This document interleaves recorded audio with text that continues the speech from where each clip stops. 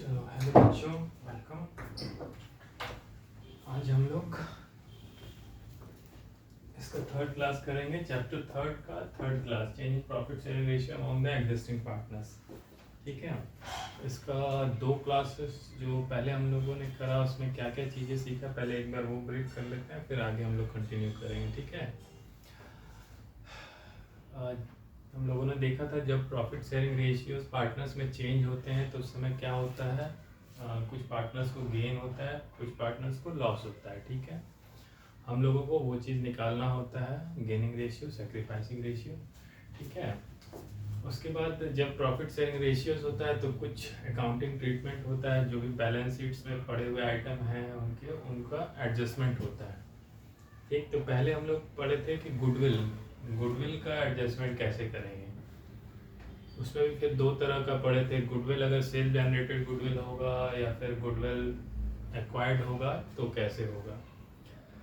Simple है, अगर तुम्हारा एक्वायर्ड गुडविल है तो कुछ नहीं, उसको तो सीधा ओल्ड प्रॉफिट शेयरिंग रेशियो में बांट लिया करते थे।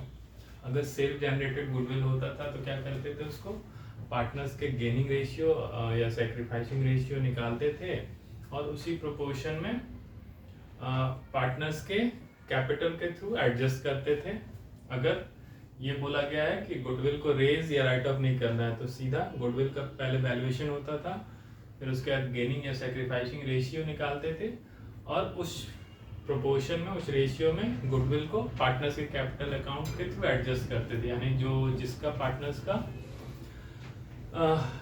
गेन हो रहा है, प्रॉफिट शेयरिंग रेशियो चेंज होने में जिस पार्टनर को गेन हो रहा है वो क्या करता था, सेक्रीफाइसिंग पार्टनर्स को मतलब उसके कैपिटल अकाउंट में ट्रांसफर करता था अपने पैसे मान लो, मतलब बोल रहा हूँ। ठीक है, तो उसमें गेनिंग पार्टनर्स का कैपिटल अकाउंट या करंट अकाउंट डेबिट होता था और सेक्रीफाइसिंग पार्टनर्स का कैपिटल करंट अकाउंट क्रेडिट होता था। ये पढ़ रखे थे हम लोग, ये गुडविल के लिए पढ़ रखे थे। फिर उसी तरह हम लोग और दूसरा क्या पढ़े थे कि अगर जनरल रिजर्व है तो उसका क्या एंट्री है, तो उसमें कुछ नहीं, जनरल रिजर्व्स का सीधा पार्टनर्स के अपने ओल्ड प्रॉफिट शेयरिंग रेशियो में बांट लो। अगर उस जनरल रिजर्व से कहीं और ट्रांसफर नहीं करना है कुछ पैसे कोई अदर रिजर्व्स में तो सीधा उठा के बांट। ठीक है, उसके बाद क्या पढ़े थे हम लोग, गुडविल हो गया था, जनरल रिजर्व हो गया था, फिर उसी तरह जनरल रिजर्व की तरह फिर और बहुत सारा रिजर्व होता है। जैसे कि तुम्हारा एक वर्कमैन कंपेंसेशन रिजर्व पढ़े थे, उसमें क्या एंट्री था, तो उसमें भी 3-4 केस पढ़े थे हम लोग कि जब कोई क्लेम नहीं होता है तो पूरा, अगर कोई क्लेम नहीं है किसी वर्कर्स का तो उस केस में क्या होता है, पूरा जो भी वो रिजर्व बनाया हुआ वो सब पार्टनर्स आपस में बांट लेते हैं इन their old profit sharing ratio. ठीक है, और अगर क्लेम है बट क्या है, जितना आपने रिजर्व बनाया था उससे कम है तो क्या करते थे, जितना क्लेम है पहले उतना उसमें ट्रांसफर कर देते, बचा हुआ पैसा, बचा हुआ उस रिजर्व में जो अमाउंट होता था वो पार्टनर्स अपने कैपिटल अकाउंट में डिस्ट्रीब्यूट कर लेते थे इन their old profit sharing ratio. ठीक है, और अगर क्लेम ज़्यादा होता था रिजर्व से तो क्या करते थे, उस केस में क्लेम जितना है वो पूरा तो क्रेडिट होगा, डेबिट क्या करते थे, जितना रिजर्व है पहले उस रिजर्व खत्म कर दिए, एक्स्ट्रा जो बचा हुआ जितना क्लेम माइनस जो रिजर्व है वो क्या हो गया, वो रिवैल्यूएशन अकाउंट में डेबिट करते थे।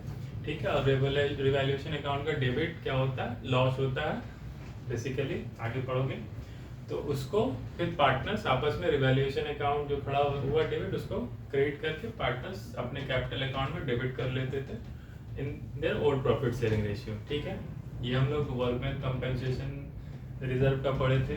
फिर इसी तरह इन्वेस्टमेंट फ्लक्चुएशन रिजर्व का भी पढ़े थे, उसमें भी सेम इसी तरह होता था कि अगर मार्केट वैल्यू गिर गया तो रिजर्व से उठा के, तुम्हारा इन्वेस्टमेंट फ्लक्चुएशन रिजर्व से उठा के उधर दे दो और बाकी अगर कुछ बचा है तो पार्टनर्स बांट लेंगे। ठीक है, ये 3 हम लोग पढ़ रखे थे पुराने क्लास, याद करो, रिकॉल में ब्रीफ करा दिया।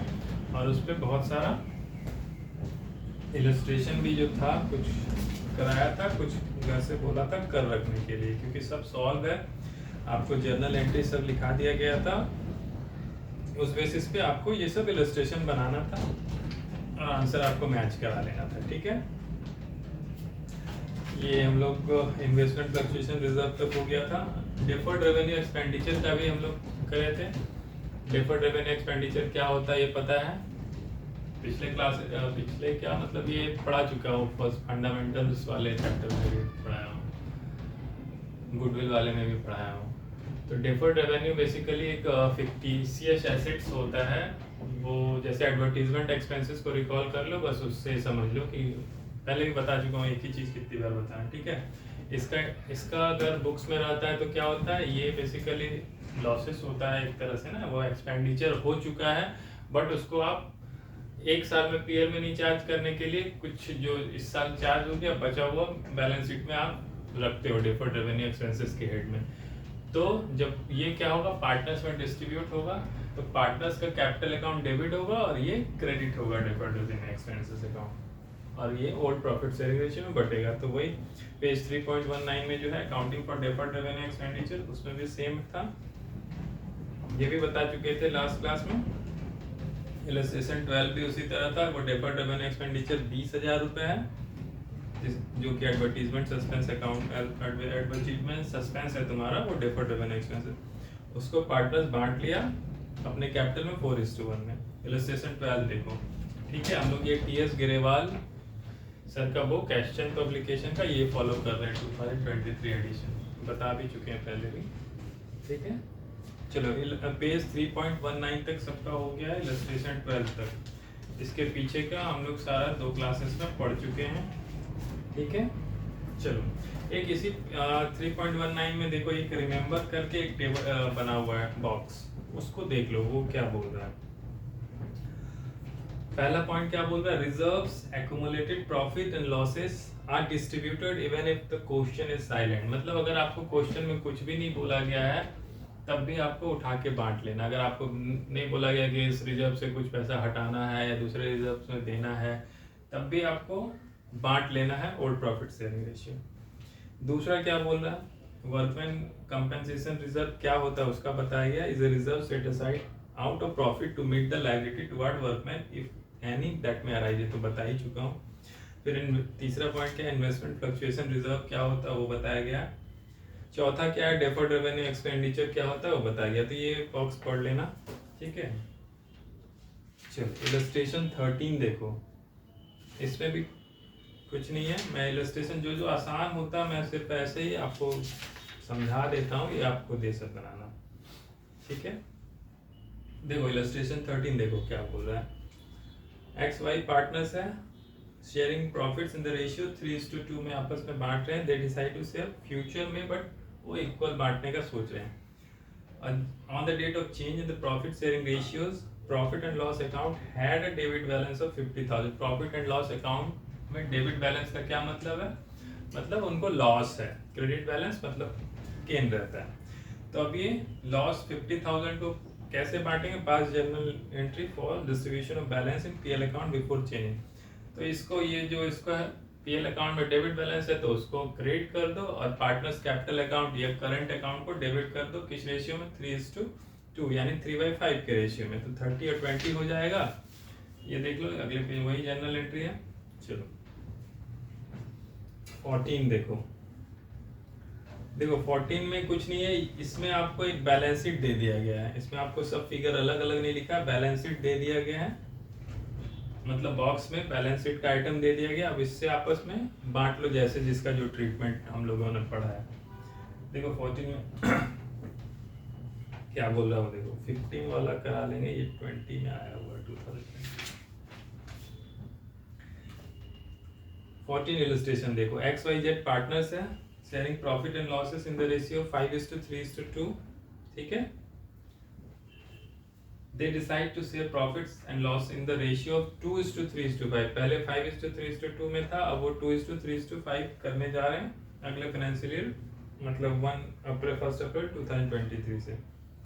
और ये उसका जो following in the exact balance sheet का एक छोटा सा पार्ट दिया गया है, जो कि 31 मार्च 2023 का। अब देखो इसमें क्या क्या दिया गया, तुमको उसका एडजस्टमेंट कैसे कैसे करना है। उसमें पास नेसेसरी जर्नल एंट्री बोल रहा है। जनरल रिजर्व है, आपको पता है जनरल रिजर्व का क्या करना रहता है, सीधा जनरल रिजर्व को डेबिट करो, पार्टनर्स के कैपिटल अकाउंट को क्रेडिट कर दो, ठीक है। प्रॉफिट एंड लॉस अकाउंट, इसमें क्या है, क्रेडिट बैलेंस है, तो इसका कैसे डिस्ट्रीब्यूशन होगा, profit and loss account debit to partners capital account credit, ठीक है। फिर तीसरा क्या है, वर्कमैन कंपेंसेशन रिजर्व, ये भी क्रेडिट बैलेंस है, इसको भी हटाने के लिए ये डेबिट होगा और पार्टनर्स के कैपिटल अकाउंट क्रेडिट होगा, इन सबका ओल्ड प्रॉफिट शेयरिंग रेशियो में, ठीक है। तो ये इन तीनों को मिला के अलग अलग नहीं करके ये इन तीनों को एक साथ ही रख दिया है। 1 अप्रैल का जो एक entry, general reserve debit 75,000, profit and loss debit 37,500, workman compensation debit to तीनों का कैपिटल्स का पार्टनर्स के कैपिटल अकाउंट में डिस्ट्रीब्यूट कर दिया 5:3:2 में, यानी 5/10, 5/10, 3/10, 2/10 रेशियो में, ठीक है, कोई दिक्कत नहीं। अब देखो advertisement suspended, deferred revenue expenditure है, ये लॉस है, तो ये कैसे होगा, ये अब इसको हटाएगा तो इसको पार्टनर्स कैसे डेबिट करेगा, डिस्ट्रीब्यूट करेगा, पार्टनर्स अपने कैपिटल अकाउंट को डेबिट कर लेगा और इस अकाउंट को क्रेडिट कर लेगा, और किस रेशियो में होगा, ओल्ड प्रॉफिट शेयरिंग रेशियो में 5:3:2 में, ठीक है। देखो इलस्ट्रेशन 15 पढ़ते हैं, ये CBSE 2020 में आया है, ये बना लेते हैं, ठीक है कुछ नहीं, आसान है बट बना लेता हूँ।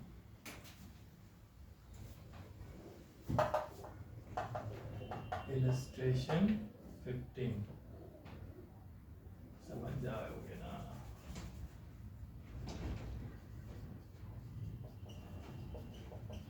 इलस्ट्रेशन 15 पेज है तुम्हारा 3.20, ठीक है। बुक्स तो पता ही है, TS गेरेवाल सर का 2020 से। देखो इसमें अब पढ़ो ये क्वेश्चंस क्या बोल रहा है। समीक्षा एस एंड दिव्या पार्टनर है, प्रॉफिट शेयरिंग रेशियो कर रहा है 5:3:2 में, ठीक है। अगले इससे 1 अप्रैल 19 से they agreed to share future profits and losses in the ratio, अब उसको 2:5:3 में कर रहा है, ठीक है। अब इस समय तुम्हें बैलेंस शीट का एक्सट्रैक्ट या कुछ नहीं देके ये सबको अलग अलग फिगर में लिखा है। बोल रहा फर्म के पास जो बैलेंस शीट है उसमें एक PL अकाउंट में डेबिट पड़ा हुआ 50,000, PL अकाउंट में डेबिट बैलेंस लॉस, ठीक है। And balance of 40,000 in investment fluctuation reserve, 40,000 रुपये इन्वेस्टमेंट फ्लक्चुएशन रिजर्व में भी रखा हुआ है, ठीक है। ये दो आइटम बोल रहा है कि बैलेंस शीट में एक PL में डेबिट है और इन्वेस्टमेंट फ्लक्चुएशन रिजर्व अकाउंट में भी 40,000 का पड़ा हुआ है उसमें। अब बोल रहा for this purpose it was agreed that, अब ये प्रॉफिट चेंज कर रहे हैं आपस में अगले फाइनेंशियल ईयर के 1 तारीख से, तो उस पर्पस के लिए क्या हो रहा है, ये लोग गुडविल वैल्यू करेंगे, क्योंकि गुडविल भी करना होता है आपको, उसका भी एडजस्टमेंट करना होता है। तो क्या कर रहे हैं, गुडविल ऑफ द फर्म को वैल्यू कर दे रहे हैं 3 लाख में, ये भी ठीक है, कोई दिक्कत नहीं है। अब क्या बोल रहा है, investment of book value of 5 lakh be valued at 4 lakh. अब देखो इसमें क्या बोल रहा है, एक इन्वेस्टमेंट था इनका जिसका कि बुक वैल्यू यानी जब लिए होंगे तो बुक्स में रिकॉर्ड किए होंगे 5 लाख का, उसका मार्केट वैल्यू घट के 4,20,000 हो गया है, ठीक है। मतलब 20,000 का इसको फ्लक्चुएशन इन्वेस्टमेंट फ्लक्चुएशन रिजर्व से उठा के यहाँ पे डालना होगा, ठीक है। तो अब क्या बोल रहा है, pass the necessary journal entries to record the above transaction. अब इसके लिए कुछ नहीं, एक जर्नल एंट्री बोल रहा है। अब इतना आसान है, देखो जर्नल एंट्री पास कर लो। इसमें पहले तो प्रॉफिट जो क्या बोलते हैं लॉस है, पहले उठा के उसको बांट लो। लॉस क्या है इसमें जर्नल एंट्री है ना, तो पहले में तुम्हारा देखो लॉस है, लॉस तुम्हारा PL अकाउंट में डेबिट है तो वो क्रेडिट होगा, और डेबिट क्या होगा, पार्टनर्स का कैपिटल अकाउंट, किसका किसका, समीक्षा एस और दिव्या का अकाउंट क्रेडिट डेबिट कर दो, समीक्षा एस दिव्या, ठीक है, इनका कैपिटल या फिर करंट अकाउंट जो भी है, ठीक है। ये हो गया तुम्हारा, ये सब डेबिट हो जाएगा। क्रेडिट क्या होगा, PL अकाउंट होगा, क्योंकि उसमें डेबिट बैलेंस है, तो उसको हटाओगे तो वो क्रेडिट करना होगा। कितना फिगर था उसमें पड़ा हुआ, 50,000, ठीक है। ये 50,000 बटेगा इन तीनों में, किस रेशियो में, ओल्ड प्रॉफिट शेयरिंग रेशियो 5:3:2, यानी 5 3 8 तो 10, ठीक है। 25 15 और 10 में 25,000, 15,000, ठीक है। यहाँ पे कोई दिक्कत नहीं, पहले पीएल अकाउंट को क्लोज कर दे। अब देखो, अब दूसरा क्या बचा है बांटने के लिए, तुम्हारा इन्वेस्टमेंट फ्लक्चुएशन रिजर्व। अब उसको खत्म करना है तो वो तो क्रेडिट ही कर रहता है, तो उसको डेबिट करोगे, कर लो आराम से।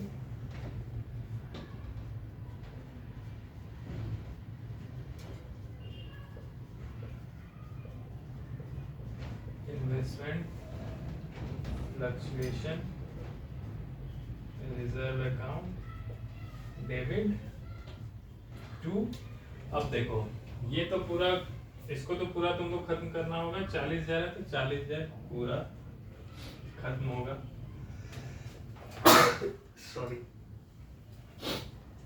ठीक है, ये 40,000 पूरा खत्म होगा। लेकिन अब ये कैसे कैसे बटेगा? क्या ये पूरा पैसा बढ़ जाएगा, पार्टनर्स आपस में बांट लेंगे? नहीं। क्यों नहीं बांटेंगे? क्योंकि 20,000 जो इन्वेस्टमेंट का वैल्यू घटा, पहले आपको उधर ट्रांसफर करना होगा। तो 20,000 यहाँ पे जब इन्वेस्टमेंट घटता है तो वो क्रेडिट होता है, तो पहले उधर आपको ट्रांसफर करो। इन्वेस्टमेंट अकाउंट, ये क्रेडिट हो गया 20,000, ठीक है। यहाँ तक कोई दिक्कत नहीं। अब कितना बचा? 40 माइनस 20, वो पार्टनर्स बांट लेगा आपस में। ये हम लोग उसका इन्वेस्टमेंट फ्लक्चुएशन रिजर्व्स का जो एडजस्टमेंट किए थे उसमें केस करके बनाए थे। उसमें बताया था ना कि अगर तुम्हारा मार्केट वैल्यू जो है वो fall in market value is less than the reserve, तो उस समय ये करते हैं कि जितना है पहले उसको उठा के, जितना मार्केट वैल्यू गिर गया वहां डालते हैं, बाकी पैसा पार्टनर्स बांट लेते हैं आपस में। फिर यहाँ पे क्या करेंगे, पार्टनर्स बांट लेंगे बचा हुआ। समीक्षा एज दिव्या,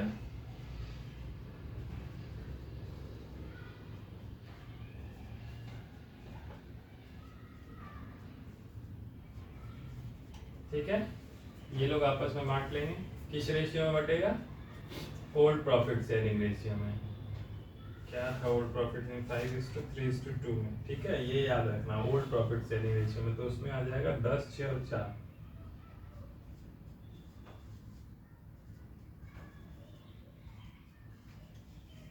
ठीक है। ये तो बढ़ गया। अब देखो क्या बोल रहा है, गुडविल भी है। गुडविल का तो अभी तक हम लोग एंट्री पास ही नहीं किए, तो तीसरा एंट्री हम लोग गुडविल पर करेंगे। देखो अब इसमें क्वेश्चन में कहीं नहीं लिखा है आपको कि गुडविल का एंट्री कैसे करना है, क्या पहले उसको रेज करना है, राइट ऑफ करना है, नहीं किया है।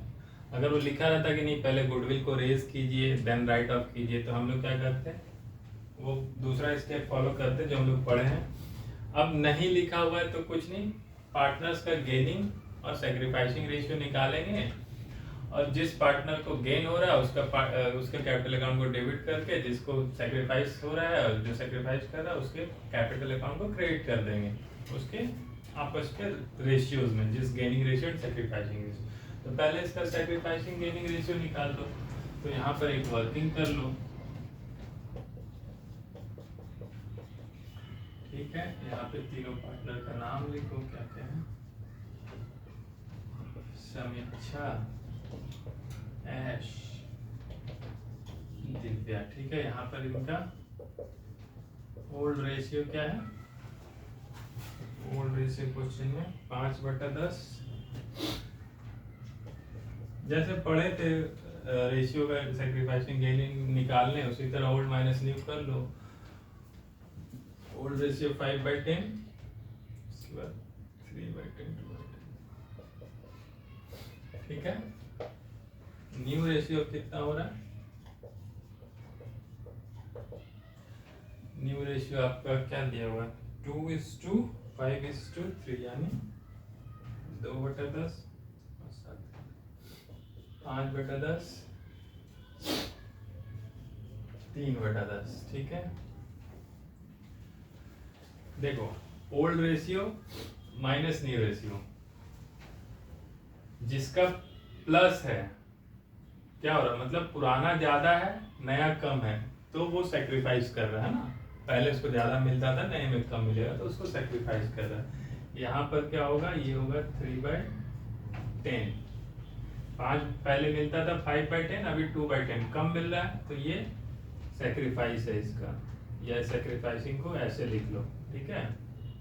या नहीं लिखना है तो इसको नहीं लिखना है तो यहाँ पे सेक्रीफाइस लिख दो, सेक्रीफाइसिंग रेशियो, ठीक है।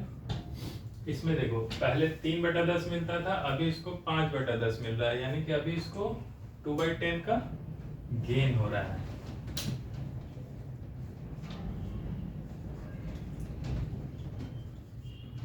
ये क्या है, गेनिंग रेशियो, ठीक है। अब यहाँ पर देखो पहले 2/10 होता था, अब इसको 3/10 हो रहा है, यहाँ पे 1/10 का ये गेन कर रहा है, ये इसका गेनिंग रेशियो, ठीक है।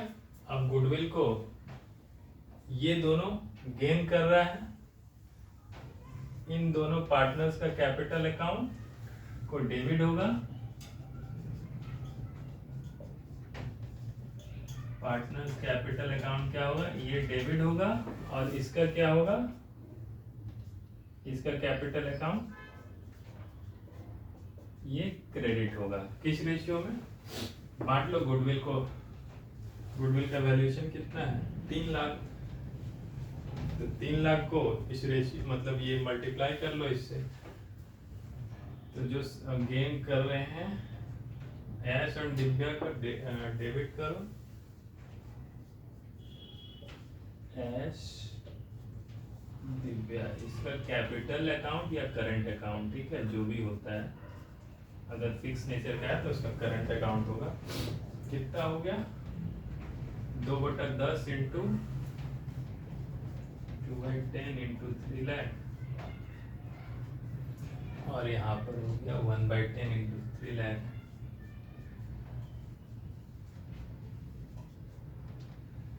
ये हो गया डेबिट 60,000 और 30,000, ये डेबिट हुआ, और क्रेडिट क्या हो गया, समीक्षा, क्योंकि समीक्षा सेक्रीफाइस कर रही है तो उसको ये लोग पैसा देगा, समीक्षा का अकाउंट क्रेडिट होगा 90,000 से, ठीक है। बस यही है, बताओ कितना आसान है ये तुम्हारा सीबीएसई में आया नंबर। चल लोग आगे करते हैं।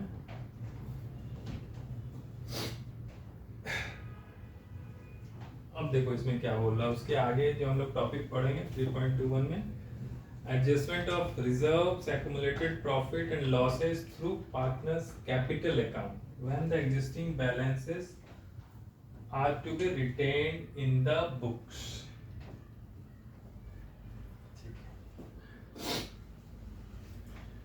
इसमें क्या बोल रहा है ना, अब अगला टॉपिक ये पहले देख लो, इसको नोट कर लो, करना है था फिर डिलीट करें।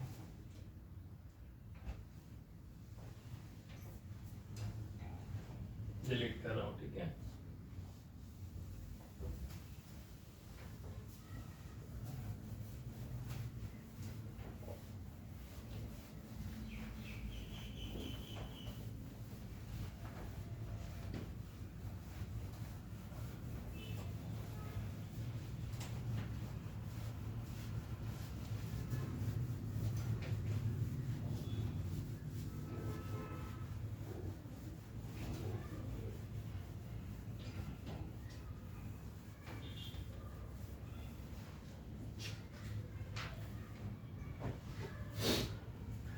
अब देखो, अब ये सब जो भी एडजस्टमेंट कर रहे थे इसमें क्या हो रहा था, सब डिस्ट्रीब्यूट हो जा रहा था, तो ये बुक्स में फिर वापस जब नया बुक्स बनेगा तो वहां पे जैसे जनरल रिजर्व था तो पार्टनर्स बांट लिए, तो अब जनरल रिजर्व खड़ा नहीं रहता, वर्कमैन कंपेंसेशन एक्ट रिजर्व जो था वो भी पार्टनर्स बांट लिए, तो वो भी नए इसमें खड़ा नहीं रहता है, ठीक है। अब देखो, अब कभी कभी क्वेश्चंस में क्या लिखा रहेगा ना कि ये सब जो बैलेंस था ना पहले, मतलब प्रॉफिट शेयरिंग रेशियो चेंज के पहले, वो आगे भी कंटिन्यू रहेगा सेम बैलेंस बुक्स में, ऐसा रहेगा तो फिर क्या करेंगे, तो इन दैट केस क्या करते थे, इन दैट केस हम लोग क्या करेंगे जो भी एडजस्टमेंट करेंगे ना, जैसे गुडविल में कैसे करते हैं, पार्टनर्स के गेनिंग और सेक्रीफाइसिंग रेशियो में उसके कैपिटल्स अकाउंट के थ्रू ही एडजस्ट कर लेंगे। और ये सब का बैलेंस जो है, जैसे general reserve, investment fluctuation reserve तुम्हारा जो भी है, या सस्पेंस अकाउंट में कुछ पड़ा हुआ है डेबिट साइड, वो सब अब सेम अगले जो बुक्स कंटिन्यू करेंगे चेंज के बाद, उसमें बैलेंस शीट में वो फिगर वैसे ही आएगा, खाली पार्टनर्स का कैपिटल अकाउंट चेंज होगा।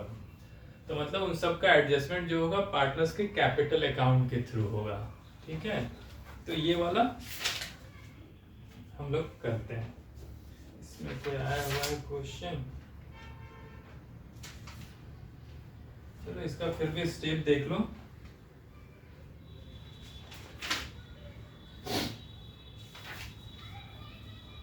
लिख दे क्या? ऐसे बुक्स में तो है ही, ऐसे ही पढ़ लो।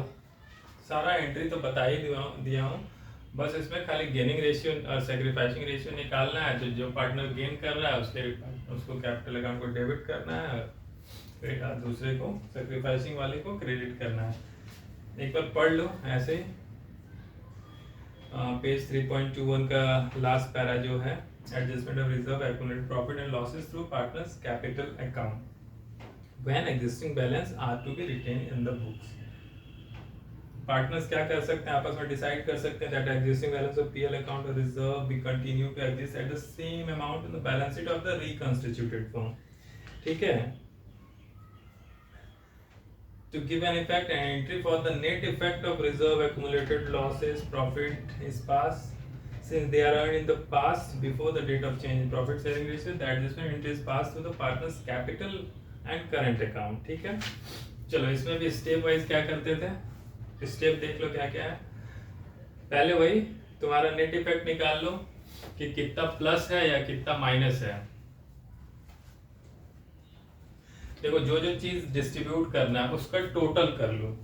जैसे कि आपके पास कुछ रिजर्व होगा, उसको रखो, एक्यूमुलेटेड लॉस कितना है उसको रखो, आपके पास उधर क्या बोलते हैं फिक्टिशियस एसेट उधर है उसको भी हटाना है, उसको देखो, मतलब सबको एक प्लस माइनस करके एक नेट फिगर लो जिसको कि आपको पार्टनर्स के कैपिटल अकाउंट में देना है। ठीक है, तो पहले तो कैलकुलेट द नेट इफेक्ट निकालेंगे, अभी जब क्वेश्चन करेंगे तो उसको कर लेंगे। इसका स्टेप पहले देख लो, calculate the net effect. Second step क्या है, कैलकुलेट गेनिंग और sacrificing ratio, profit sharing ratio जो भी है उसका गेन और सेक्रीफाइस रेशियो निकालेंगे। ठीक है, तीसरा क्या होता है, net effect into gaining ratio या सेक्रीफाइसिंग रेशियो जो निकलेगा वो निकालेंगे। उसके बाद एक एडजस्टमेंट एंट्री पास कर लेंगे।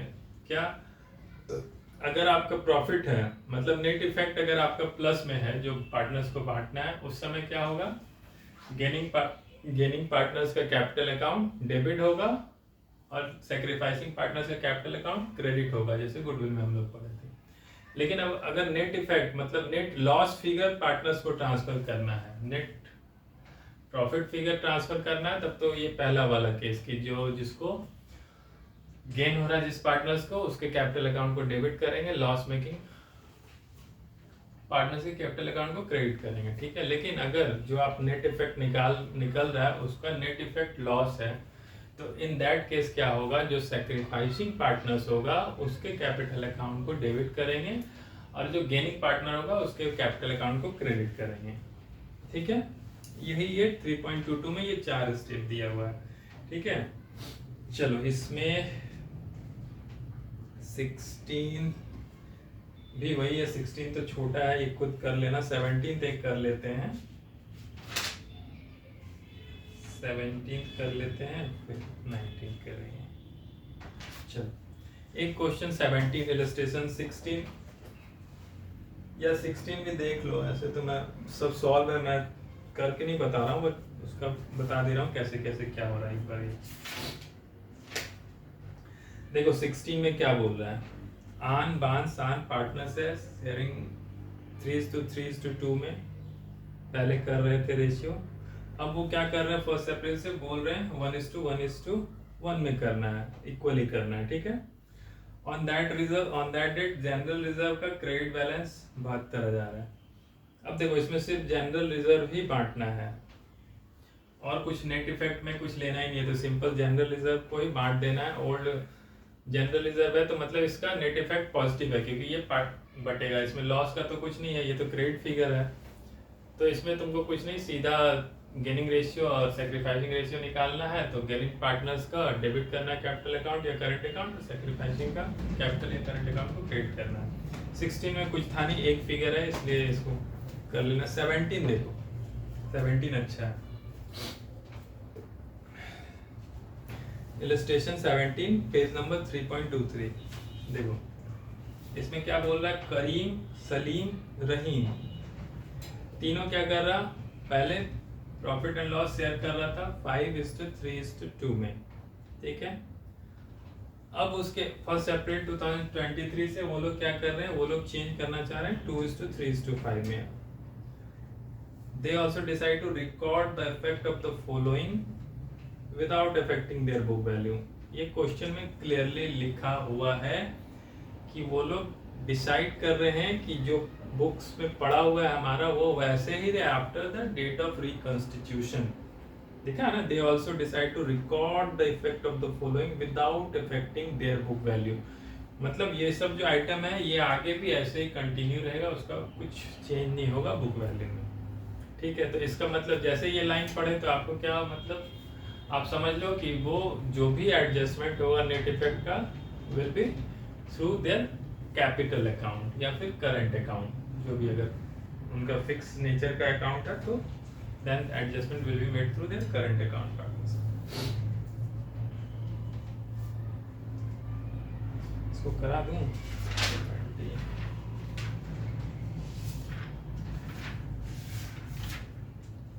ये आसानी है, इसको क्या ही कराऊंगा, रिवैल्यूएशन वाला थोड़ा इम्पोर्टेंट है, इसको कराते हैं।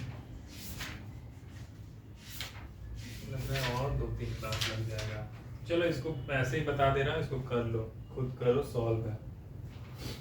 देखो इसमें क्या करेगा, पहले तो नेट इफेक्ट निकालो कि किसको बांटना है, कितने टोटल प्लस में फिगर को डिस्ट्रीब्यूट करना है कि लॉस फिगर को डिस्ट्रीब्यूट करना है। तो देखो जनरल रिजर्व 1,50,000 प्लस में क्रेडिट बैलेंस 7,50,000।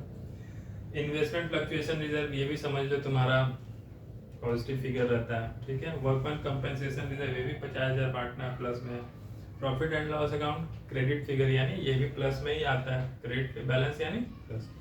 फिर advertisement suspense account debit figure यानी इसको आपको माइनस करना होगा 1 लाख रुपए, ठीक है। तो बाकी सब फिगर को जोड़ो, क्या है नेट इफेक्ट ऑफ एक्यूमुलेटेड, क्या होगा 1.5 lakh plus 25,000 plus 50,000 plus 75,000 minus 1 lakh, तो नेट इफेक्ट हो गया इसका 2 लाख, ठीक है। Net amount to be distributed among partners, ये पहले तो नेट अमाउंट निकाल लो, कितना 2 लाख आपको बांटना है, ठीक है। 2 लाख पॉजिटिव फिगर है। अब इसमें कैसे करना है, तो थ्रू देयर कैपिटल अकाउंट करना है। तो इसके लिए जैसे गुडविल में करते थे सेम वही कंसेप्ट, गुडविल में जैसे करते थे old profit sharing ratio minus new profit sharing ratio आप निकालो, जो भी है गेनिंग रेशियो या सैक्रिफाइसिंग रेशियो निकालो, और उसके इंडिविजुअल के पार्टनर्स के कैपिटल अकाउंट को, जो यहाँ पे सिंस ये नेट अमाउंट आपका पॉजिटिव है तो गेनिंग पार्टनर्स के कैपिटल अकाउंट डेबिट होगा और सैक्रिफाइसिंग पार्टनर्स के कैपिटल अकाउंट क्रेडिट होगा, ठीक है। इसमें एक ही पार्टनर एक ही गेन करा, एक ही को गेन हो रहा है और एक को लॉस सैक्रिफाइस कर रहा है। सलीम न्यूट्रल है तो सलीम को कुछ नहीं मिलेगा, सिर्फ रहीम और करीम के कैपिटल अकाउंट से एडजस्टमेंट होगा। तो 3/10 तो इसका फिगर हो गया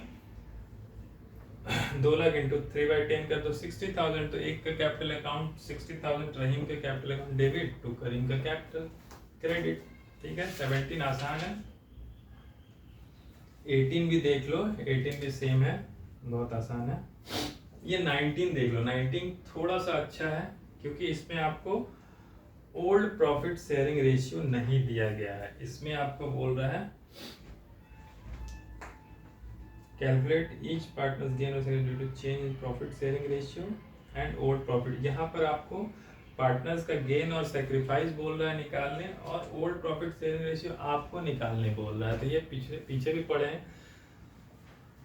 इन दैट केस आपको रिवर्स कैलकुलेशन करना होता है, जैसे कि आपको ओल्ड प्रॉफिट शेयरिंग रेशियो नहीं दिया है, न्यू प्रॉफिट शेयरिंग रेशियो दिया होगा, गेनिंग सैक्रिफाइसिंग रेशियो दिया गया होगा, तो उल्टा कैलकुलेशन करके आप ओल्ड रेशियो निकाल सकते हैं। चलो इसको बनाते हैं।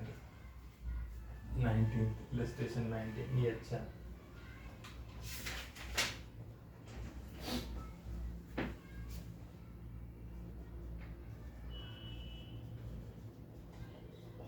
इलस्ट्रेशन 19 ठीक है, ये आपका पेज 3.24 हो गया।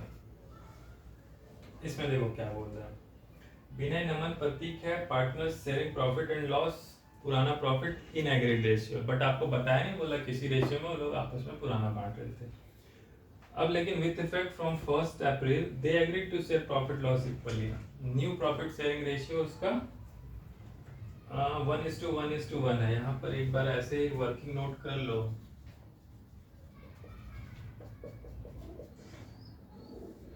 यहाँ पर ओल्ड प्रॉफिट शेयरिंग रेशियो किसमें कितना पार्टनर है यहाँ पर, विनय नमन प्रतीक, विनय नमन प्रतीक, ये नहीं दिया गया है। न्यू रेशियो आपको पता है 1/3 1/3 1/3 ठीक है।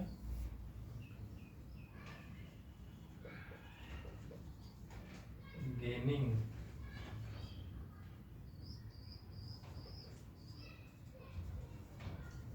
सैक्रिफाइसिंग रेशियो आपको देखना है, ठीक है।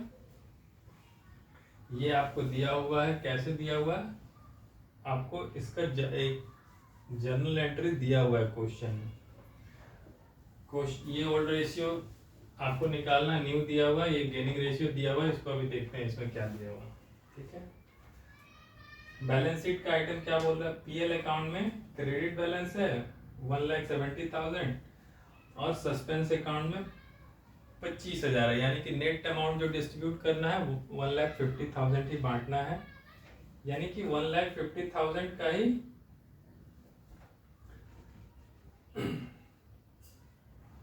उसी का ये लोग अमाउंट आपस में बांटे हैं। और कौन कौन बांटा है, प्रतीक और विनय, यानी नमन को कोई फर्क नहीं पड़ रहा है चेंज होने से, सिर्फ विनय और प्रतीक आपस में बांट रहा है। तो कितना बांट रहा है, 25,000 रुपए, यानी कि कितना विनय 25,000 बांट रहा है। तो रेशियो के टर्म में क्या होगा, यहीं पे वर्किंग करते हैं। विनय का गेनिंग रेशियो क्या हो जाएगा, देखो इसका गेनिंग रेशियो हो जाएगा 25,000 कितना में बांट रहा है, क्योंकि नेट अमाउंट 1,50,000 है ना। नेट अमाउंट में 25,000 ही ये ले रहा है, तो इसका 1/6 हो गया, और इसका भी वही 25,000/1/6 हो गया। नहीं, विनय और कौन बांट रहा है, प्रतीक और विनय, सॉरी प्रतीक और विनय, हाँ ठीक है, इसका भी 1/6 ये गेनिंग रेशियो है। जो पार्टनर अकाउंट का कैपिटल गेन हो डेबिट हो रहा है, ये गेन कर रहा है 1/6 में, ये क्या कर रहा है, सैक्रिफाइसिंग कर रहा है, ये सैक्रिफाइसिंग रेशियो है इसका, ये इसका गेनिंग रेशियो है, ठीक है।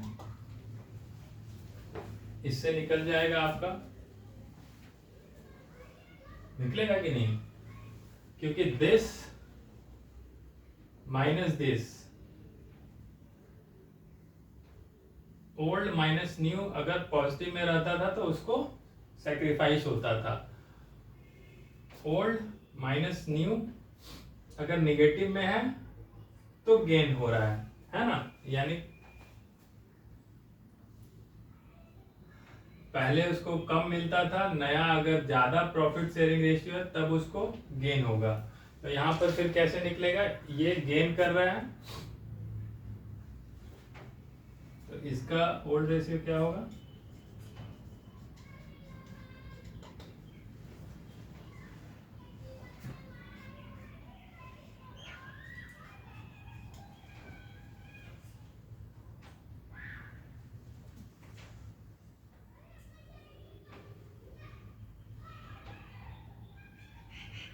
उल्टा तो बोल दी, विनय प्रतीक का कैपिटल अकाउंट डेबिट है ना, सॉरी प्रतीक का कैपिटल अकाउंट डेबिट है, उल्टा बोल दिया हूँ, ये गेन कर रहा है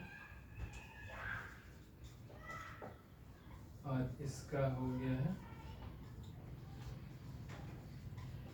जिसका कैपिटल अकाउंट डेबिट है प्रतीक का वो गेन है और ये सैक्रिफाइस कर रहा है। तो ठीक है, इसका ओल्ड रेशियो क्या होगा, दिस प्लस दिस, क्योंकि ये सैक्रिफाइस कर रहा है यानी ओल्ड रेशियो ज्यादा होगा तो दोनों जुड़ेगा, और ये उल्टा हो जाएगा 1/3 माइनस 1/6 कर लो इसका, और नमन को तो कोई फर्क ही नहीं पड़ेगा।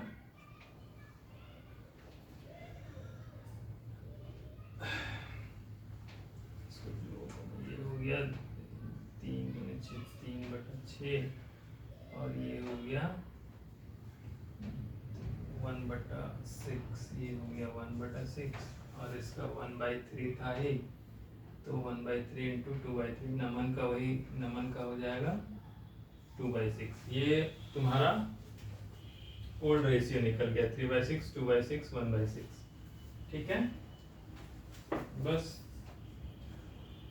और जर्नल एंट्री दिया हुआ है ही, और तुमको बोल क्या रहा है, कैलकुलेट ईच पार्टनर्स गेन और सेक्रीफाइस, उसका गेन और सेक्रीफाइस तो दिया हुआ है 25,000 का गेन।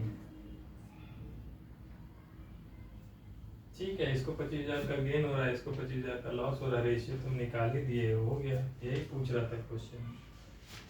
ठीक है, इसका गेन 1/6, इसका सेक्रीफाइस 1/6, बस यही निकालना था आपको, ये वाला फिगर खाली निकालना था, उसका वर्किंग नोट में ही सारा कुछ निकल जा रहा है।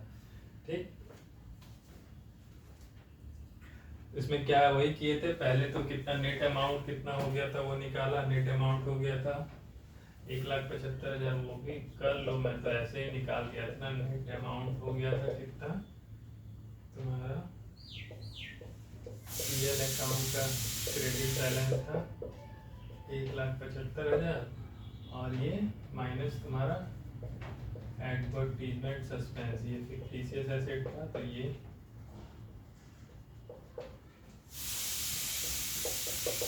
ये 1,50,000 ये नेट अमाउंट था। ये मैं यहाँ पर ऐसे डायरेक्ट लिख दिया था मुंह से कैलकुलेट करके, इसको भी करना होगा क्योंकि वो एग्जाम में तो तुमको सब पे मार्क्स है।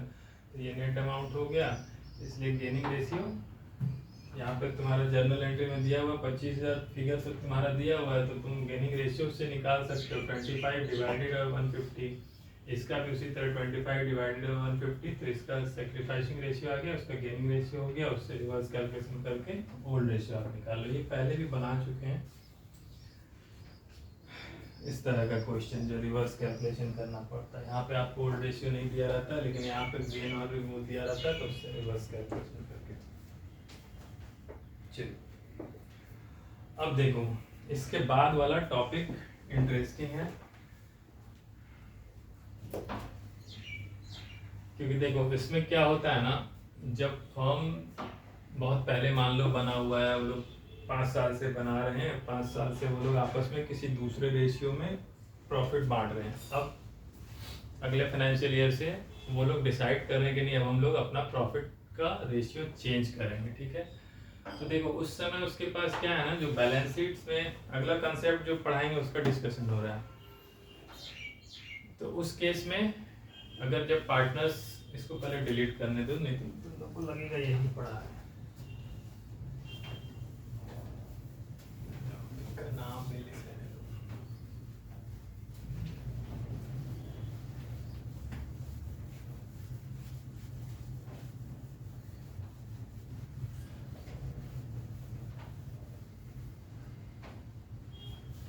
अभी हम लोग क्या पढ़ेंगे, क्यों पढ़ेंगे, वो देखो, revaluation of assets and liabilities.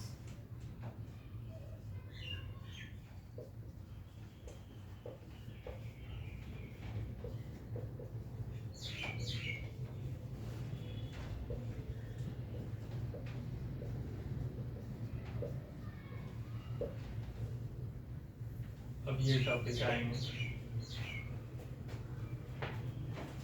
अभी तक हम लोग बैलेंस शीट का क्या क्या आइटम सब कर रहे थे। क्रेडिट साइड का मोस्टली आइटम तुम्हारा कर रहे थे, डिस्ट्रीब्यूट कर रहे थे। जैसे कि रिजर्व का फिगर था, उसमें तुम्हारा general reserve, workman compensation reserve, investment fluctuation reserve, या गुडविल जो सेल्फ जनरेटेड या परचेज उसको बांटते थे, ठीक है। लेकिन जब चेंज होता है ना प्रॉफिट शेयरिंग रेशियो, तो उस केस में तुमको बताया कि जैसे कोई फर्म पुराना है, मान लो 5 साल 10 साल से चला आ रहा है, ठीक है। अचानक 5 साल बाद सब पार्टनर बोले कि नहीं अब हम लोग आपस में प्रॉफिट शेयरिंग रेशियो बदलेंगे। तो उस केस में क्या होता है, क्रेडिट साइड वाला तो जो हम लोग फिगर बांटना, अभी हम लोग उसका अकाउंटिंग ट्रीटमेंट देखे थे किस तरह बांटते हैं। अब एसेट साइड में भी मान लो बहुत सारा तुम्हारा जो एसेट है वो इन्वेस्टमेंट है या किसी तरह का एसेट है, या मान लो कोई लैंड बिल्डिंग है, वो 5 साल पहले लिए थे, वो कॉस्ट पे था, ठीक है। लेकिन आज के डेट में जब फर्म का रिकंस्टिट्यूशन हो रहा है, प्रॉफिट शेयरिंग रेशियो बदल रहा है, तो सब पार्टनर ये चाहेंगे ना कि हम लोग ना आज के डेट में उसका जो वैल्यू होगा ना उस पे अपने लाओ, उसमें रीवैल्यू करो सारे एसेट्स को, या हमारा कुछ लायबिलिटी है उसका भी रीअसेस करो, सबको मतलब आज के डेट में जो उसका वैल्यूएशन है वहां पर करो। और उसके बाद उसमें देखेंगे कि हम लोग जो रिवैल्यूएशन किए एसेट्स का वैल्यू बढ़ा है कि नहीं, मेरा लायबिलिटी सब कुछ घटा है कि नहीं, तो उसमें हमको जो प्रॉफिट आ रहा है उसको भी हम बांटेंगे, और नए जो बुक्स बनेंगे उसमें जो है क्या होगा, हमारा इन्फ्लेटेड फिगर, आज के डेट का फिगर हमारे बैलेंस शीट में आएगा। जनरली ये सब पार्टनर जब रिकंस्टिट्यूट करते हैं तो ऐसा करते हैं, ठीक है। तो उसके लिए हम लोग ये टॉपिक पढ़ेंगे। क्या करेंगे हम लोग, अब पहले जितना भी एसेट्स है या फिर लायबिलिटी है उसका रीवैल्यूएशन या रीअसेसमेंट बोलते हैं, वो हम लोग करते हैं, और उसके बाद फिर उसका डिस्ट्रीब्यूशन होता है। कैसे होता है ये अब आगे पढ़ेंगे, ठीक है। अब इसमें भी दो तरह से रिवैल्यूएशन होता है। एक केस में क्या होगा ना, पार्टनर बोलेगा ना कि सब एसेट्स का वैल्यू चेंज हो गया, लायबिलिटी का भी वैल्यू चेंज हो गया, तो हम लोग अब जो नया डेट से जो बनाएंगे बैलेंस शीट, उसमें जो आएगा हमारा नया फिगर आएगा, नया चेंज फिगर आएगा एसेट साइड में, लायबिलिटी साइड में। जैसे 10 साल पहले एक लैंड खरीदे थे 1 लाख में, आज के डेट में उसका वैल्यू 50 लाख हो गया, तो बोलेगा नहीं, पार्टनर्स बोलेगा नहीं 50 लाख उसके बुक्स में, हमारे बुक्स में आएगा वो फिगर। तो उसके वो अलग केस होता है जब वो पार्टनर्स डिसाइड करेंगे कि जो हमारा आज का वैल्यू है वो हमारा बुक्स में अपीयर हो, ठीक है, उसका ट्रीटमेंट अलग होगा। और दूसरे केस में क्या होता है कि पार्टनर बोलते हैं नहीं, हम जो हमारा बुक्स में आ जा रहा है वही हम लोग अगले इसमें भी रखेंगे बुक्स में, बट जो रिवैल्यूएशंस का इफेक्ट हुआ, जो मान लो एसेट का दाम बढ़ गया, कुछ लायबिलिटी घट गया, तो जो भी उसका नेट प्रॉफिट फिगर आएगा वो हम आपस में अपने कैपिटल अकाउंट के थ्रू ही एडजस्ट कर देंगे। जैसे गुडविल का हम लोग करते थे ना, या फिर अभी जो पढ़े एक कि नेट इफेक्ट लेके नेट अमाउंट जो निकलता था तुम्हारा जितना भी डिस्ट्रीब्यूशंस का, उसका पार्टनर्स के कैपिटल अकाउंट के थ्रू एडजस्ट होता था। तो उस तरीका से होता है। क्या क्या तरीका बोले थे इसमें, 2 तरीका बोले थे। पहला, जब पार्टनर्स लोग डिसाइड करते हैं कि जो रीवैल्यूड फिगर है वो बुक्स में आए, और दूसरा क्या होता है, बोलता है नहीं, मेरा जो पुराना फिगर था वही मेरे बुक्स में आए, ठीक है। तो दोनों का तरीका अलग होता है। पहले केस में क्या होगा, सब पार्टनर्स बांट लेंगे ओल्ड रेशियो में। अगर वो पार्टनर्स डिसाइड करते हैं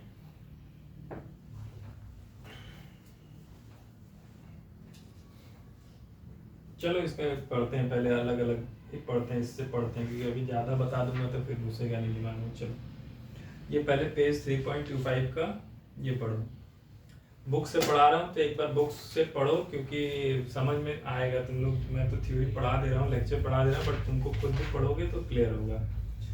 देखो टॉपिक 4 है revaluation of assets and reassessment of liabilities.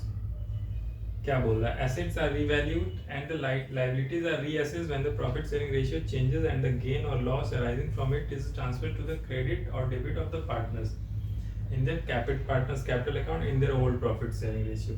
ठीक है, ये भी बताया जो कि क्या होगा रीअसेसमेंट। कभी पार्टनर्स बोलते हैं कि हमारा रिकंस्टिट्यूशन के पहले का जो है वो वैल्यू कर लो पूरा, उसका नेट इफेक्ट निकाल लो, पॉजिटिव है कि नेगेटिव है, और उसको पार्टनर्स हम लोग बांट लेंगे पुराने रेशियो में। क्यों? क्योंकि वो हमारा नए डेट से पहले का है फिगर। ठीक है, the reason for revaluation of assets and liabilities is that any increase or decrease in the value of assets and liability up to the date of change in profit sharing ratio is for the period before the change in profit sharing ratio, therefore it is shared by the partners in their old profit sharing ratio।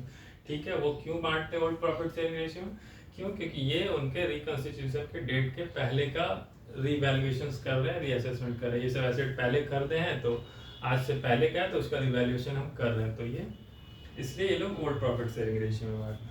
अब देखो partners क्या होता है, met decide to record revise value of assets and liability in the books of the firm. Partners क्या कर सकते हैं, वो डिसाइड करते हैं कि जो हमारा रिवाइज फिगर है, रिवैल्यूड फिगर है, वो बुक्स में अपीयर हो।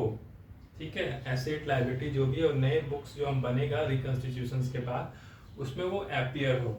दूसरा क्या बोलता है कि नहीं, रिवाइज वैल्यू को हम बुक्स में नहीं रखेंगे, हम अपना पुराना जो फिगर था उसी को रखेंगे, बाकी हम आपस में कैपिटल अकाउंट्स के थ्रू करेंगे।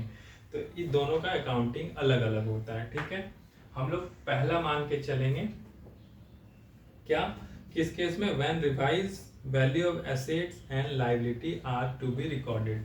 ठीक है, पहला बोल रहा है कि जब आप बढ़ा हुआ फिगर को आप बुक्स में रखेंगे, एसेट्स का दाम बढ़ गया या लायबिलिटी का कम हो गया, तो वो चेंज फिगर को आप बुक्स में बैलेंस शीट्स में आएगा, तो इन दैट केस में पढ़ेंगे। ठीक है, revaluation of assets and liability, यहाँ पे दो केस में इसका ट्रीटमेंट होता है। पहला क्या बोलता है, when revise value of assets and liability are to be recorded,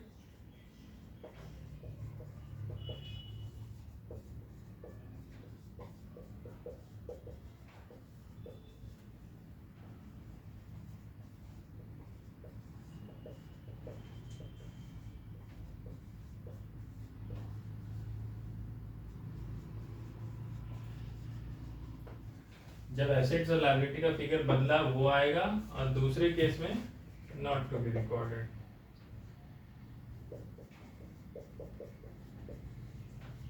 not to record the revise value. ठीक है, इसमें नया बुक्स भी बनेगा बट आपका सारा फिगर पुराना ही रहेगा। ठीक है, ये दोनों का ट्रीटमेंट, दोनों केस में ट्रीटमेंट अलग अलग होगा। आपको क्वेश्चन में जैसा दिया रहेगा आपको वैसा, आपको जर्नल एंट्री वैसा सब बैलेंस शीट्स बनाना होगा। ठीक है, दोनों का केस अलग होगा। अभी हम लोग पहला केस पढ़ेंगे। ठीक है, पहला केस पढ़ेंगे, उसका अकाउंटिंग एंट्री पढ़ेंगे।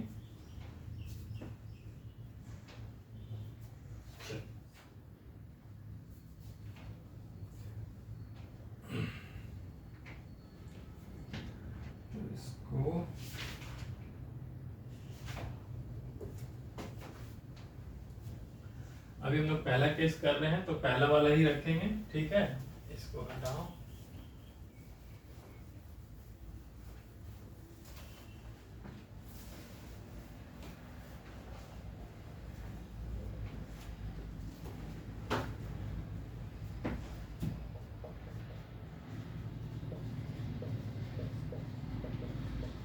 When revised value of assets and liabilities are to be recorded।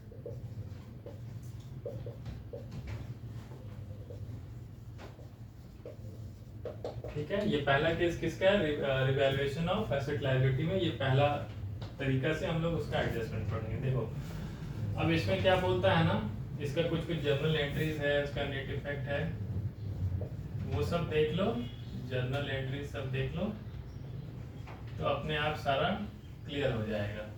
ठीक है, देखो क्या बोलता है कि जैसे तो आपका कोई एसेट आपने जमीन खरीदा था 1 लाख में, उसका वैल्यू बढ़ गया 50 लाख हो गया। 10 साल पहले आपने 1 लाख में खरीदा था, आज आपका वैल्यू 50 लाख हो गया। तो क्या होगा, आपको जो नए बुक्स में आप जब रिकॉर्ड करोगे उसको, तो आपको लैंड का वैल्यू जो 1 लाख आपने रिकॉर्ड किया था डेबिट में, कभी जब खरीदा होगा तो आपने क्या किया होगा, land account debit, land account debit 1 lakh to bank से पे किया होगा, तो जो भी है उस तरह बैंक अकाउंट किया होगा, तो बुक्स में आपका लैंड 1 लाख पे आना होगा। अब उस जमीन की 1 लाख की कीमत आज के डेट में 50 लाख हो गई, ठीक है। तो आपको रीवैल्यू करना होगा लैंड को, यानी लैंड को आपको 49 लाख से बढ़ाना होगा। तो आप क्या करोगे उस समय, लैंड अकाउंट जो भी है, लैंड अकाउंट यानी asset account, if value of assets increase, पहला में if value of asset increases, ठीक है। जब एसेट का वैल्यू बढ़ जाता है तो उस केस में क्या होगा, एसेट का वैल्यू आपको और बढ़ाना होगा, क्योंकि पुराने में कम में रिकॉर्ड है। तो आप क्या करते हो, इसका entry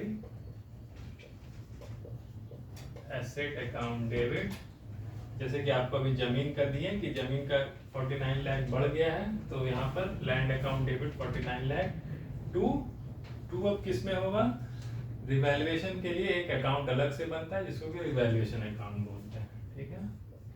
to revaluation account credit करेंगे, ठीक है। रिवैल्यूएशन अकाउंट क्रेडिट करेंगे। रिवैल्यूएशन अकाउंट में क्रेडिट होता है, मतलब आपको फर्म को बेनिफिट हो रहा है, इतना याद रखना।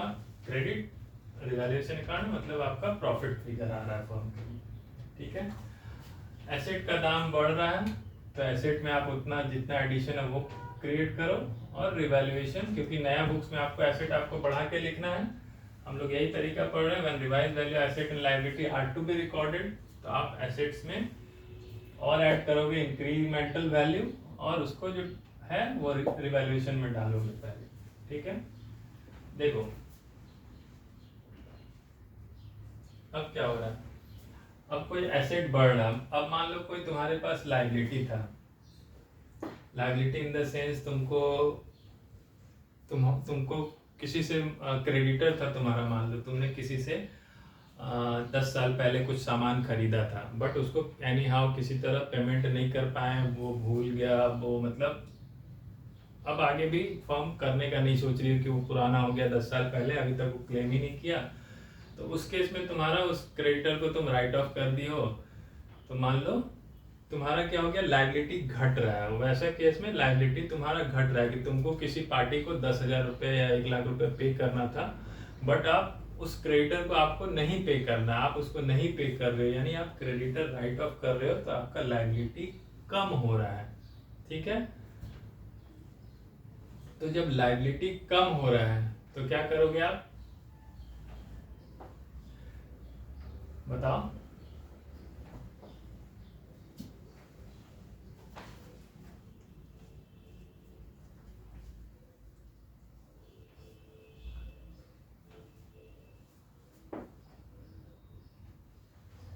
बोलो, अच्छा सॉरी चलो, अगर हम लायबिलिटी को कम करते हैं तो क्या करते हैं, उसका अकाउंटिंग एंट्री, लायबिलिटी जब क्रिएट करते हैं तो क्रेडिट होता है, तो लायबिलिटी कम होगा तो क्या होगा, डेबिट होगा। Value of asset increase,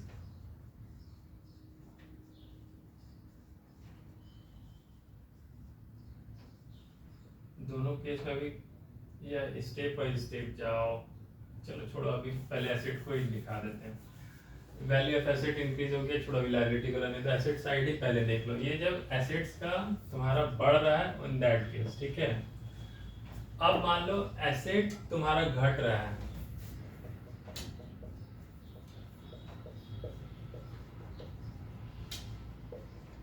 value of asset decreases या decrease in value of asset, जो भी बोल लो, ठीक है। अब तुम बोलोगे एसेट का दाम भी घट सकता है क्या, हाँ घट सकता है, क्यों नहीं घट सकता है। आपने कोई प्लांट रखा होगा, आपने मशीनरी लिया होगा, 1 लाख में रखा होगा, आज उसका मार्केट वैल्यू गिर गया, जो भी है किसी कारण से उसका दाम गिर गया है, तो इन दैट केस मशीन उसका एसेट का दाम भी घट सकता है। या फिर आपका डेटर्स होगा, 50,000 रुपये आपको आपने किसी को सामान बेचा है, उससे आपको 50,000 रुपये चाहिए, आपने उसको डेटर्स में रखा हुआ, बट वो अब बैड डेट हो गया, उसको पैसा नहीं देना है, तो इन दैट केस हमारा एसेट का वैल्यू घट रहा है। ठीक है, तो जब एसेट का वैल्यू घटेगा तो क्या होता है, एसेट अकाउंट क्रेडिट होता है। जर्नल एंट्रीज सब क्लियर है ना। जब एसेट बढ़ता है तो एसेट का अकाउंट डेबिट होता है, एसेट घट रहा है तो एसेट का अकाउंट क्रेडिट होगा। तो if value of asset decreases, in that case asset account क्या होगा, क्रेडिट होगा। कितने से, डिक्रीमेंटल वैल्यू जितने से घट रहा है। और इधर प्लस में क्या होगा, डेबिट क्या होगा, रिवैल्यूएशन अकाउंट डेबिट होगा।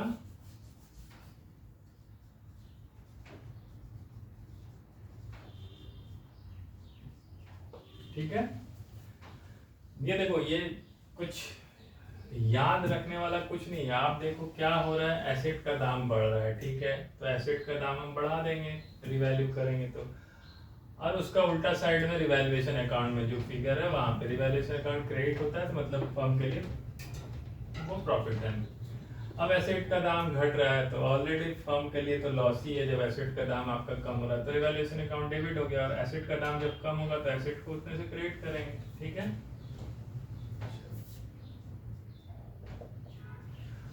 अब एसेट साइड हो गया, अब लायबिलिटी साइड आते हैं। Value of an asset,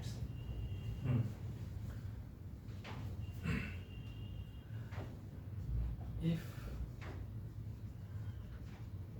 liability decreases, ठीक है, decrease in value of liability, जैसे अभी इसके पहले हम बता रहे थे, बट अब एसेट वाला पहले बता रहे, तो लायबिलिटी अगर घट रहा है, जैसे आपने किसी को पैसा देना था कोई क्रेडिटर को, अब आप उसको नहीं दे रहे, तो आपका लायबिलिटी कम हो रहा है। तो जब लायबिलिटी डिक्रीज होता है तो क्या होता है, लायबिलिटी अकाउंट डेबिट हो जाता है। तो यहाँ पर कर लो,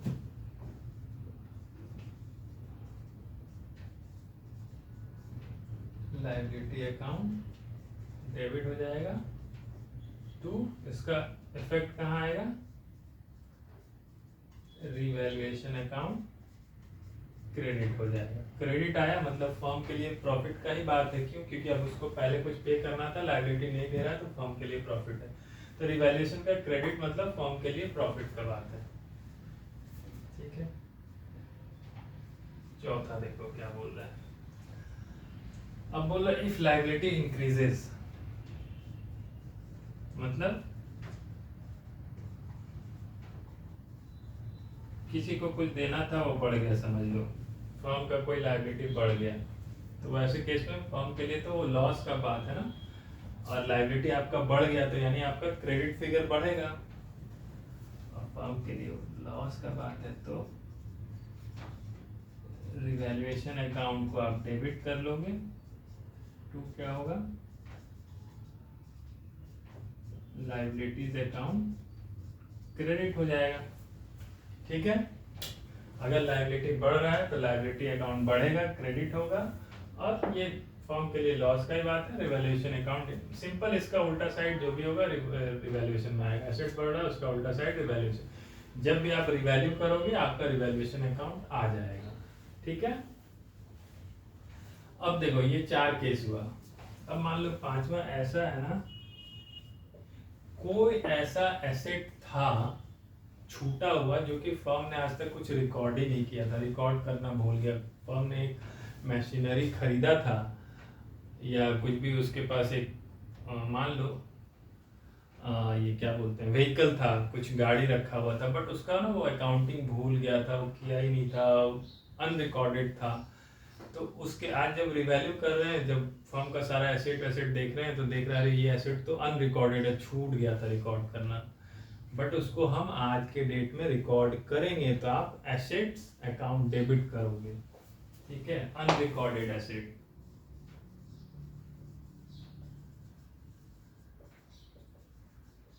आपके आपने पहले रिकॉर्ड नहीं किया था वैसा एसेट आज आपको पता चला, तो इन दैट केस क्या करोगे आप आज के डेट में जब रिवैल्यू करोगे तो एसेट अकाउंट को डेबिट कर लोगे जितना का छूटा हुआ था उसका, और रिवैल्यूएशन अकाउंट क्रेडिट कर लोगे। ठीक है, ये क्लियर। उसी तरह क्या होता है कोई लायबिलिटी भी छूट जाता है, किसी को पे करना था या मेरा क्रेडिटर जो बुक में रिकॉर्ड ही नहीं हुआ, तो उस केस में जब आपको पता चला आज रिकंस्टिट्यूट कर रहे हैं तो उसको लायबिलिटी को भी आज के डेट में रिकॉर्ड करोगे अनरिकॉर्डेड लायबिलिटी। ठीक है, उस केस में क्या होगा आप यहाँ पर रिवैल्यूएशन अकाउंट डेबिट होगा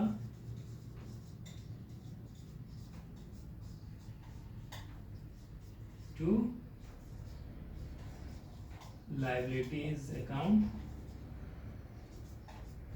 क्रेडिट होगा। क्यों? क्योंकि आज के डेट में हमको जब रिकंस्टिट्यूट कर रहे हैं तब हमको पता चला था हम उसको रिकॉर्ड कर रहे हैं। ठीक है, बस यही आपका रिवैल्यूएशन में वही होगा, इतना ही सारा आएगा और एक कुछ आएगा उसको हम लोग पढ़ते हैं। ये बेसिकली ये सब आइटम किस केस में कब डेबिट होगा रिवैल्यूएशन, कब क्रेडिट होगा, कब डेबिट होगा, ये सब आपको जान लेना होगा कि अगर एसेट का दाम बढ़ रहा है तो रिवैल्यूएशन अकाउंट क्रेडिट होगा, लायबिलिटी का दाम लायबिलिटी अगर बढ़ रहा है तो रिवैल्यूएशन अकाउंट डेबिट होगा। उस तरह करके अगर लायबिलिटी घट रहा है तो क्या होगा रिवैल्यूएशन अकाउंट, लायबिलिटी बढ़ रहा है तो क्या होगा, एसेट बढ़ रहा है तो क्या होगा, एसेट घट रहा है तो क्या होगा। ये आपको ऐसे याद हो जाना चाहिए कि एसेट बढ़ रहा है तो एसेट डेबिट होगा, फर्म के लिए प्रॉफिट है तो रिवैल्यूएशन क्रेडिट होगा, रिवैल्यूएशन का क्रेडिट मतलब बढ़ना उसका मतलब फर्म के लिए प्रॉफिट, और जो भी एसेट का दाम बढ़ रहा है तो रिवैल्यूएशन में क्रेडिट होगा, एसेट का दाम घट रहा है तो रिवैल्यूएशन अकाउंट में डेबिट होगा। इस तरह करके आपको ये याद रखना होगा क्योंकि ये अभी आपको जर्नल एंट्री आगे पड़ेगा जो भी हम रिवैल्यूएशंस करेंगे तो। ठीक है, अब एक और इसी में ये देख लो, ये इधर एक अलग टॉपिक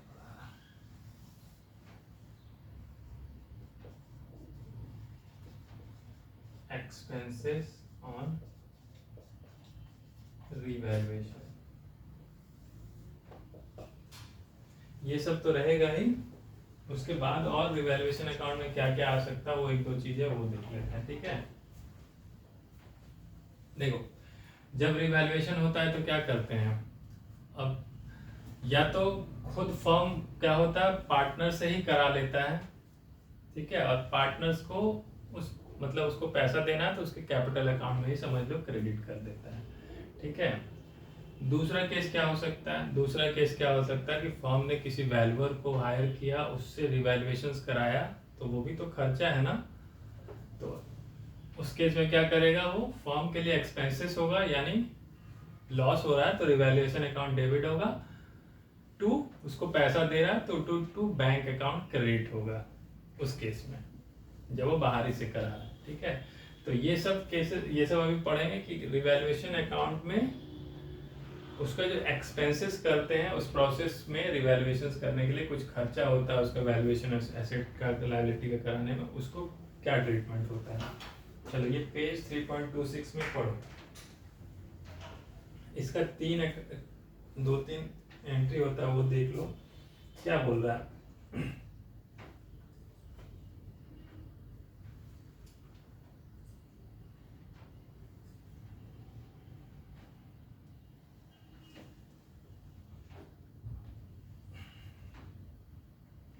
देखो पढ़ो, expenses may be incurred by the firm to give effect to the change in profit sharing ratio.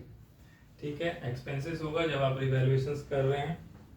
These expenses may be incurred as remuneration to partner और payment to as an outsider। जैसा बताएं कि या तो वो partner को ही दे देता है, बोलता आप ही लोग वैल्यू कर लो आपस में, जो भी चार पार्टनर वो लोग सब आपस में वैल्यूएशन करता है बैठ के, क्योंकि अगर सीए फर्म है तो सब खुद ही है क्वालिफाइड उतने कि वो लोग खुद वैल्यूएशन कर लेते हैं। अगर नॉर्मल कोई फर्म है तो वो क्या करता है बाहर से हायर करता है। तो इन दैट इसमें दोनों बता रहा है These expenses may be incurred as remuneration to partner, या तो पार्टनर को ही दे देंगे वो पैसा, और as payment to an outside party for rendering service, या फिर किसी थर्ड पार्टी से कराएंगे उसके सर्विस के लिए उसको पेमेंट करेंगे, ठीक है। लेकिन दोनों केस में क्या हो रहा है, खर्च हो रहा है। तो उस केस में क्या बोला, the expenses so incurred are debited to revaluation account being expenses related to reconstitution of business. बोल रहा है उसमें खर्च तो हो रहा है रिवैल्यूएशन के नाम पे, तो आप क्या करोगे, रिवैल्यूएशन के अकाउंट को डेबिट करोगे, और अगर पार्टनर्स को ही दे रहे हो तो पार्टनर्स के कैपिटल अकाउंट को क्रेडिट कर दो। जब तक उसको बैंक से नहीं पैसा निकल रहा तो आप उसके अभी पार्टनर्स के कैपिटल अकाउंट को क्रेडिट कर दो, ठीक है।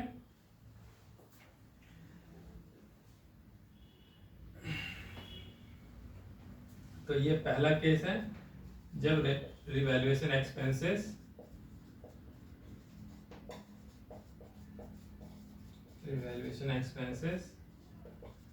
पेड टू पार्टनर,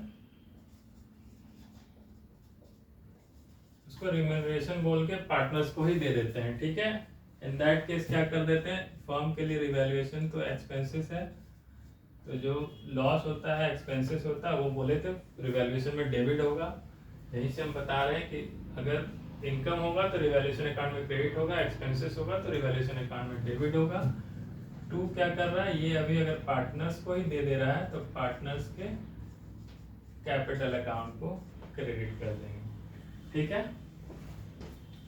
चलो अब देखो उसके बाद क्या बोल रहा है, अगर उसको फिर पेमेंट करेंगे तो ये कैपिटल अकाउंट को डेबिट करके बैंक को कर देंगे, वेट वो छोड़ दो। अब बोल रहा है कि अगर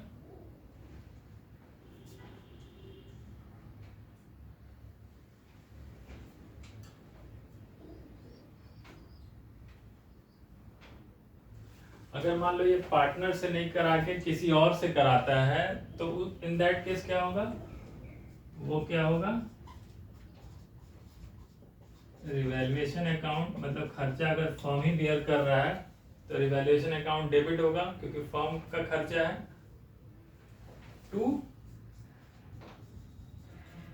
कैश बैंक। कि दोनों केस में अगर वो पार्टनर्स को दे रहा है तब तो सीधा यहाँ पर तुम्हारा उल्टा हो जाएगा, पार्टनर्स का कैपिटल अकाउंट डेबिट होगा और कैश बैंक निकल जाएगा, ठीक है। बट अगर आप तीसरे पार्टी से करा रहे हैं तो क्या है, वो खर्चा रिवैल्यूएशन अकाउंट में रिकॉर्ड होगा और बैंक अकाउंट से उसको तीसरे पार्टी को दे रहे हैं तो पैसा निकल जाएगा, ठीक है। सब केस में क्या है कि अगर रिवैल्यूएशन का खर्चा फर्म बियर कर रही है तो उसके लिए एक्सपेंसेस है वो डेबिट होगा, रिवैल्यूएशन अकाउंट जो बनेगा अभी आगे उसमें वो डेबिट होगा, ठीक है। अब ऐसा भी एक केस हो सकता है कि जब रिवैल्यूएशंस का जो एक्सपेंसेस होता है ना फर्म नहीं बेयर करेगी, पार्टनर्स क्या बोलता है कि चलो रहने दो, वो खर्चा हम पार्टनर्स लोग बेयर कर लेंगे, उसका पेमेंट भी हम लोग कर देंगे, उससे फर्म को कोई लेना देना नहीं है। तो इन दैट केस फर्म के लिए कोई एक्सपेंसेस नहीं है, पार्टनर्स भी अपना अकाउंट से वो सेटल कर देगा अपना वो जो भी है, तो उस केस में हम लोग कोई एंट्री रिकॉर्ड नहीं करते हैं इसका एक्सपेंसेस का। बट जनरली अगर जब वो फर्म को एक्सपेंसेस होता है, मतलब फर्म किसी को पे करती है उस रिवैल्यूएशन कराने के लिए तो उसके लिए खर्चा होता है, तो उस केस में रिवैल्यूएशन अकाउंट को डेबिट कर देते हैं। अभी हम लोग आगे पढ़ेंगे, ठीक है। अब ये सारा एंट्री समझ ही गया, एसेट बढ़ता है तो कैसे होता है, लायबिलिटी, एसेट घटता है तो कैसे होता है, लायबिलिटी बढ़ता है, लायबिलिटी घटता है, या कोई अनरिकॉर्डेड एसेट, अनरिकॉर्डेड लायबिलिटी। और फिर रिवैल्यूएशन का एक्सपेंडिचर अगर कुछ करते हैं जैसे किसी सर्विस लेके वो रिवैल्यूएशन कराने का प्रोसेस में, तो उसका भी खर्चा अगर बेयर कर रही है फर्म तो रिवैल्यूएशन अकाउंट डेबिट होगा टू कैश बैंक या पार्टनर्स। अगर पार्टनर्स को दे रही है तो पार्टनर्स के थ्रू होगा कैपिटल के, किसी और को दे रही है तो बैंक से इस तरह करके। बट दोनों केस में अगर फर्म बेयर कर रही है तो खर्चा है तो रिवैल्यूएशन अकाउंट डेबिट होगा, ठीक है। अब एक हम लोग रिवैल्यूएशन अकाउंट बनाएंगे, ठीक है। देखो ये बना हुआ ये 3.27 है, उसी को हम यहाँ पे बनाते हैं, तो एक बार देख लो वो रिवैल्यूएशन अकाउंट देखो पेज 3.27 में। देखो उसके क्रेडिट साइड दो टेबल फॉर्म में होता है, लेजर जो भी बनाते थे अकाउंट टी फॉर्म में, उधर क्रेडिट इधर डेबिट। क्रेडिट साइड में क्या क्या आया है, ये सब आएगा, बाई एसेट बाई लाइबिलिटी, यानी जब आपका एसेट बढ़ेगा तो रिवैल्यूएशन अकाउंट में क्रेडिट होगा, ठीक है, हर एसेट के लिए बढ़ते जाएगा, वो रिवैल्यूएशन अकाउंट में क्रेडिट होगा बाई एसेट्स बोल के। लाइबिलिटी घटेगा तब रिवैल्यूएशन अकाउंट में क्रेडिट होगा, ठीक है। कोई एसेट छूट गया है, in that case revaluation account में क्रेडिट होगा, ठीक है। बताया था जब भी फर्म को प्रॉफिट नेचर का होगा तो रिवैल्यूएशन अकाउंट क्रेडिट होगा, तो इन तीनों केस में रिवैल्यूएशन अकाउंट क्रेडिट होगा। देखो पेज 3.27 में। डेबिट कब होगा, जब एसेट्स का दाम घट रहा है, in that case revaluation account debit, to asset करके लिखेगा। लाइबिलिटी बढ़ रहा है, in that case revaluation account debit हो गया, या फिर कोई अनरिकॉर्डेड लाइबिलिटी मिल गया उसको भी रिकॉर्ड करना है तो रिवैल्यूएशन अकाउंट डेबिट हो गया, या फिर एक्सपेंडिचर कर रहा है, in that case revaluation account to cash bank या टू पार्टनर्स कैपिटल, दोनों उसका एंट्री वो भी डेबिट हो रहा है, ठीक है। अब देखो उसका लेजर अकाउंट में एक साइड क्रेडिट बैलेंस है, एक साइड क्रेडिट फिगर आ रहा है, एक साइड डेबिट फिगर आ रहा है रिवैल्यूएशन अकाउंट में, आ रहा है ना, इसको ऊपर डिलीट कर दें।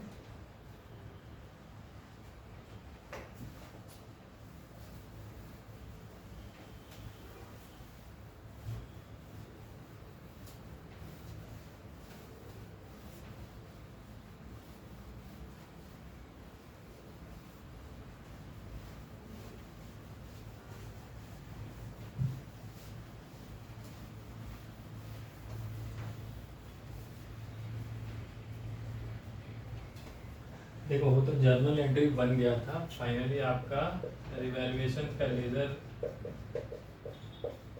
अकाउंट बनता है, इस तरह बनेगा, ठीक है। यहाँ पर जो भी है एसेट का दाम बढ़ रहा है बाय एसेट, लायबिलिटी का दाम घट रहा है by liability, by unrecorded asset, इन सब में ये क्रेडिट हो रहा है, डेबिट कब हो रहा है, लायबिलिटी बढ़ रहा है, एसेट कम हो रहा है, ठीक है, या फिर अनरिकॉर्डेड कुछ लायबिलिटी था वो यहाँ होगा, टू एक्सपेंसेस, इसको क्या बोलते हैं रिवैल्यूएशन एक्सपेंसेस, तो उसको क्या करता है कैश या बैंक, और अगर पार्टनर्स को ही पे कर रहा है उसके कैपिटल अकाउंट के थ्रू तो पार्टनर्स कैपिटल, ठीक है। ये सब से इधर क्रेडिट फिगर आ रहा है, इधर से ये डेबिट फिगर आ रहा है। अब देखो अब इसका टोटल करोगे, ठीक, अगर इसका क्रेडिट बैलेंस आ रहा है, ये मतलब क्रेडिट फिगर ज्यादा आ रहा है, ये अगर आ रहा है तो क्या है, मतलब फर्म को प्रॉफिट हो रहा है, तो ये प्रॉफिट फिर बढ़ जाएगा टू पार्टनर्स कैपिटल अकाउंट, किस में बटेगा, ओल्ड प्रॉफिट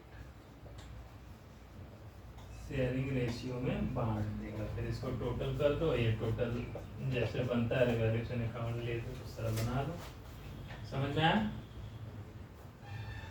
जर्नल एंट्रीज पढ़ा, उसको पोस्टिंग हम लोग पढ़े थे 11 में, जर्नल से लेजर में सेम उसी तरह होता है। ये रिवैल्यूएशंस का अकाउंट बना, वहां से उठा के जब आप पोस्ट करोगे सारे फिगर, एसेट बढ़ेगा तो इधर आएगा, लायबिलिटी घटेगा तो इधर आएगा, अनरिकॉर्डेड एसेट, ये सब से आएगा। उसके बाद अगर इसका ये फिगर साइड ज़्यादा है तो यानी फर्म को प्रॉफिट हो रहा है, तो वो क्या होगा, पार्टनर्स के ये जो बैलेंस होगा वो पार्टनर्स कैपिटल अकाउंट में बढ़ जाएगा। अगर ये साइड ज़्यादा होता, डेबिट बैलेंस होता, तो क्या होता, फर्म को लॉस होता, पार्टनर्स को लॉस होता, तो वो पार्टनर्स के कैपिटल अकाउंट में डेबिट होता, ओल्ड प्रॉफिट शेयरिंग रेशियो में। देखो यही चीज़ है, स्पेसिमेन ऑफ रिवैल्यूएशन अकाउंट जो है उसको देखो, ठीक। यहां तक करा दिए हैं, अब एक काम करो, ये इसका इलस्ट्रेशन 20, 21, 22